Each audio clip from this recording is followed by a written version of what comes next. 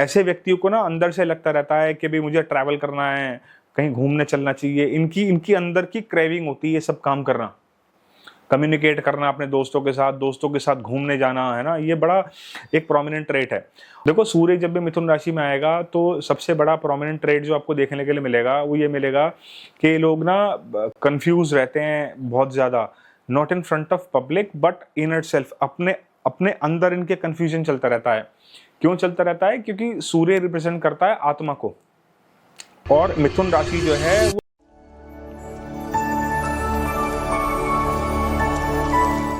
वो वेलकम। आज हम बात करेंगे sun in the sign of Gemini. सूर्य जब भी मिथुन राशि में होता है तो किस तरीके के रिजल्ट देखने के लिए मिलते हैं। तो आइए सबसे पहले हम समझते हैं मिथुन राशि को। मिथुन राशि क्या है? मिथुन राशि स्किल्स की राशि है, मिथुन राशि सिबलिंग्स की राशि है, मिथुन राशि आपकी नेबरहुड को बताती है, मिथुन राशि मार्केटिंग की राशि है, मिथुन राशि हंसी मजाक की राशि है, मिथुन राशि मीडिया को बताती है, मिथुन राशि ड्रामेटिक आर्ट्स को बताती है। मिथुन राशि ड्रामेटिक आर्ट्स मतलब छोटा पर्दा, जहाँ से थिएटर के आर्टिस्ट आपको देखने के लिए मिलते हैं। मिथुन राशि आर्ट्स को बताती है, मिथुन राशि क्लेवरनेस को बताती है, चतुराई का साइन है। मिथुन राशि स्पोर्ट्स खेल कूद को बताती है। मिथुन राशि आपके पड़ोसियों को भी बताती है, नेबरहुड को भी बताती है।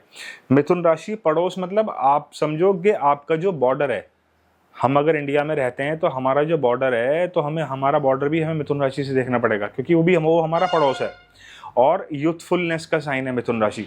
तो ये था मिथुन राशि के बारे में। अब हम समझते हैं, क्योंकि आज हमारी चर्चा है सूर्य के ऊपर, तो हम समझते हैं सूर्य को। सूर्य क्या है? सूर्य है अथॉरिटी, सूर्य है गवर्नमेंट, सूर्य है आपकी ईगो, सूर्य है आपका प्राइड, सूर्य है आपका डिसिप्लिन, सूर्य है नरिशमेंट, सूर्य है ईगो। नरिशमेंट क्यों? क्योंकि सूर्य का काम है नरिश करना। सूर्य जब सुबह निकलता है तो उसके अंदर से जो किरणें निकलती हैं वो फोटोसिंथेसिस का एक प्रोसेस होता है। जब फोटोसिंथेसिस प्रोसेस पेड़ पौधे को मिलता है तो उसी की वजह से जो ग्रीनरी आप देखते हो वो फोटोसिंथेसिस की वजह से है। सूर्य को सुबह सुबह जल देना, क्यों लोग सुबह सुबह सूर्य को जल देते हैं? क्योंकि वो उस समय ना नरिशमेंट की स्टेज में होता है। हम सूर्य से उसका वो डिसिप्लिन, उसकी वो नेम फेम मांग रहे होते हैं, इसलिए हम सुबह सुबह सूर्य को जल चढ़ाते हैं। सूर्य हीलर भी है। तो ये था सूर्य के बारे में। अब हम समझते हैं सूर्य जब भी मिथुन राशि में आएगा तो किस तरीके के रिजल्ट देखने के लिए मिलेंगे। तो आगे बढ़ने से पहले अगर आपने अभी तक अपने इस चैनल को सब्सक्राइब नहीं किया है तो डू सब्सक्राइब बिलो। देखो सूर्य जब भी मिथुन राशि में आएगा तो सबसे बड़ा प्रोमिनेंट ट्रेट जो आपको देखने के लिए मिलेगा वो ये मिलेगा कि लोग ना कंफ्यूज रहते हैं बहुत ज़्यादा, not in front of public but in it self, अपने अपने अंदर इनके कंफ्यूजन चलता रहता है। क्यों चलता रहता है? क्योंकि सूर्य रिप्रेजेंट करता है आत्मा को, और मिथुन राशि जो है वो ड्युअलिटी का साइन है।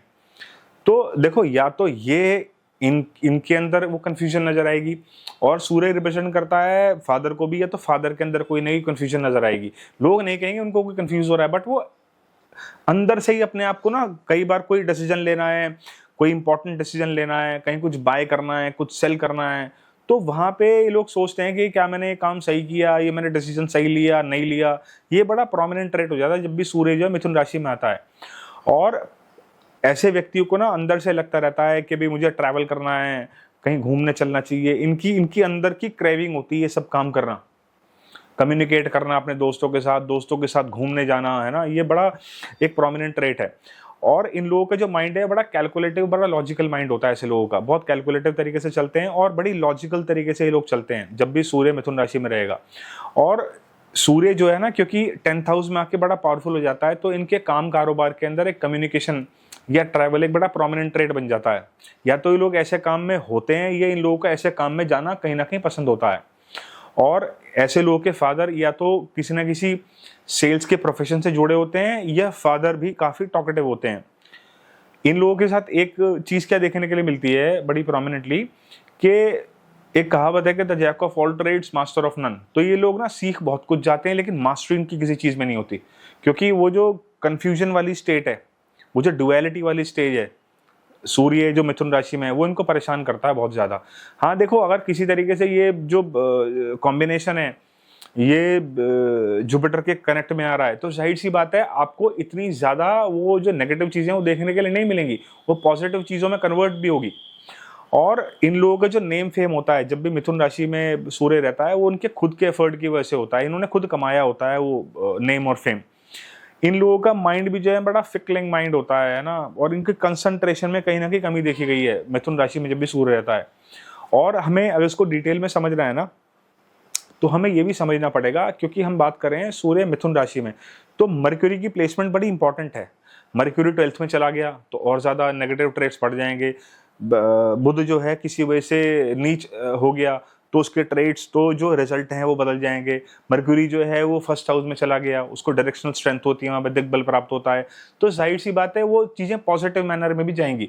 और डिटेल में इसको समझना है, देखो एस्ट्रोलॉजी जो है ना, जैसे वो प्याज है, प्याज के एक लेयर बाय लेयर एक छिलका तोड़ो, दूसरा, तीसरा, चौथा, तो वन गो में कोई भी चीज़ कहना कि हाँ भाई ये वन शॉट में कि हाँ यही ऐसा ही होगा, तो ये इम्पॉसिबल है।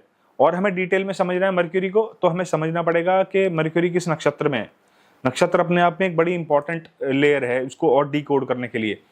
तो ये था एक मेरा छोटा सा analysis, sun in the sign of Gemini. Thank you.